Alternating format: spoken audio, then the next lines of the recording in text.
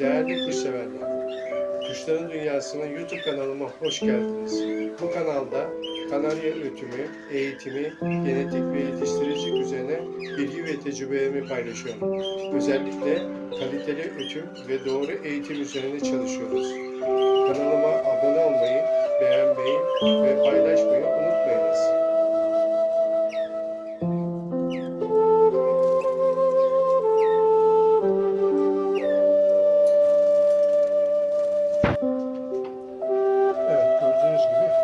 Suluğun içini görüyorsunuz. Her gün bunu veya 2 günde bir, 3 günde bir suluğu temizlemek gerekiyor. İçindeki mikrop ve pislik oluşuyor. Yosunlaşma oluşuyor. Bunu temizlemezseniz kuşlara bir bakteri olarak geri dönüyor. Aynı zamanda suyu koyacağınız zaman her zaman temiz damacana suyu koymanız gerekir ki kuşlara bir şey olmasın, hastalanmasın, sağlıkları bozulmasın. Her zaman için bunu temiz su kullanıyorum, damacana su kullanıyorum. Suluğu temizliyorum tabii ki. Bunu çamaşır suyuyla temizliyorum. Hatta şöyle bir size örnek göstereyim. Suluğu temizlemiştim. Sonradan diğer tarafını içine spreyle çamaşır suyu döküyorum. Daha sonradan içini havlu kağıt veya bezle, onun gibi bir şeyle silebilirsiniz ki şey olsun, temizlensin. Görüyorsunuz içinden ne kadar kiri çıkıyor. Aynı zamanda ben de şöyle bir temizlik yapayım.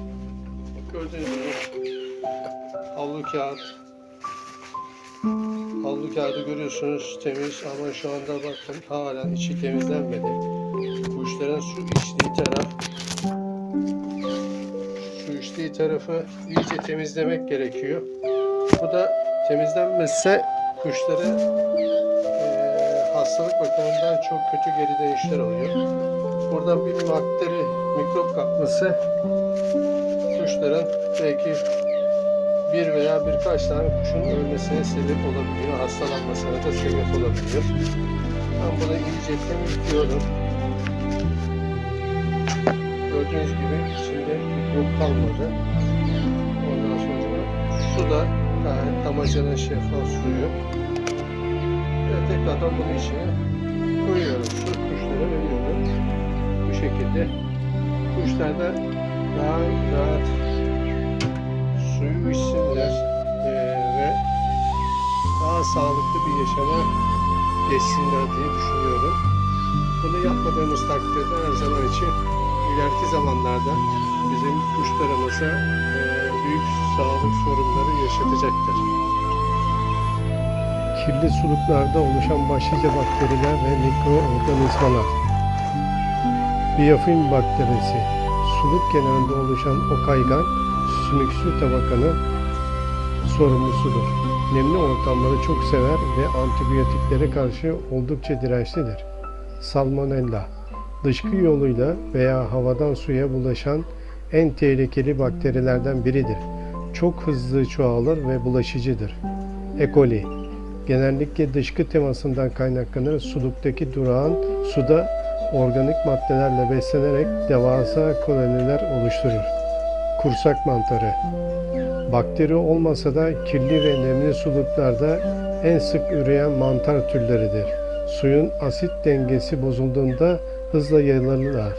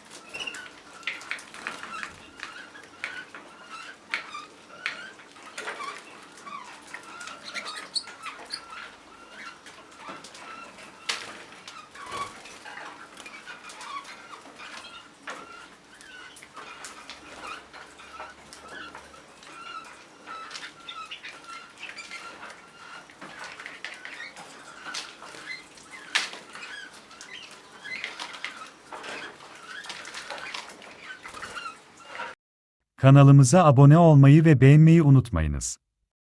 Videoyu hazırlayan Tansel Edgü.